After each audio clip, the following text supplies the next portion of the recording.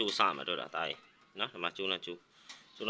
မှာ line ရဲ့နေဆွဲဝင်ထားတယ်အဲ့ဆိုတော့မင်းဒီမှာဒီ compressor ဘက်ငုတ်ဖက်ချမ်းရဲ့ fan ငုတ်ဖက်ချမ်းရဲ့ဒါ fan ဘက်ကလာတဲ့ကျိုးမှာနော်ဒီမှာ fan ဘက်ကလာတဲ့ကျိုးနော် fan ဘက်ကလာတဲ့ကျိုး၃ကျိုးထွက်တယ်ပြီးလို့ရှိရင် compressor ဘက်ကလာတဲ့ကျိုး၃ကျိုးထွက်တယ်အနီးရဲ့အဖြူရဲ့အမဲရဲ့ fan ဘက်ကကြတော့အမဲရဲ့အပြရဲ့အနီးရဲ့အဲ့ဒါဆိုတော့ composter run ကသဘောရအခုဒီမှာလေသူကဒီလိုမျိုးချိန်ထားတယ်ဒီကောင်ကဒီမှာချိန်တာအဖြူမှာချိန်လိုက်နော်ဒီမှာဆိုလို့ရှိရင်ဒီကောင်ကကြတော့ဒီမှာအနီကျိုးကဒီဘက်ကိုလာထားတယ်အနီကျိုးရယ်ပြီးလို့ရှိရင်ဒီဘက်ကကြတော့ဒီမှာအမဲကျိုးရယ်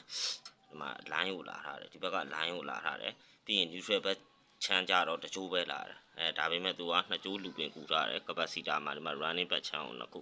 နော်ဒါဆိုမင်းကိုပြောမယ်နော် fan ဘက်ချမ်းကိုကြည့်နော် fan ဘက်ချမ်းမှာဒီမှာ common ကကြတော့အနီကျိုးကဒီကိုသွားတယ်ဒီမှာစိုက်ထားတယ် common ဘက်ချမ်းအနီအပြာရဲ့အမဲရဲ့ရှိမယ်အမဲကကြတော့ run အပြာကကြတော့ step run စိုက်ထားတဲ့ဘက်ကနေဒီမှာနောက်ထပ် line neutral ဘက်ကိုတခုသွားတယ်ပြီးရင်ဒီဘက်က compressor နော်ဒီမှာ compressor ဘက်ကြတော့အမဲက common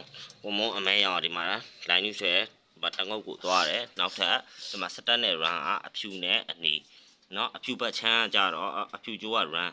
ကျိုးစိုက်ထားတဲ့ဘက်ချမ်းကနေပြီးတော့ဒီမှာအပြာကျိုးထွက်လာတယ်အပြာကျိုးကဒီဘက်ချမ်းကိုသွားတယ်တွေ့တယ်နော်ဒီဘက်ကအပြာကျိုးနှစ်ခုကိုလူပင်ကူးထားတာဒီနှစ်ခုကတချိုးချင်းစီဒီကတချိုးချင်းစီမသွားရင်လို့နော်ရတယ်နော်အဲ့ဒါ composter run မင်းအဲ့အများရန်ဘယ်ဆက်ပဲဖြစ်ဖြစ်အဲ့ composter run တိုင်းပြီးအဲ့လိုပဲချိန်နော်ရတယ်နော် okay ကျေးဇူးပါဒါလေးကဘာမှမဟုတ်ပါဘူးနော်ခုမှဒါတော့ညီငယ်လေးတွေခုမှစတင်တဲ့လူလေးတွေအတွက်နော်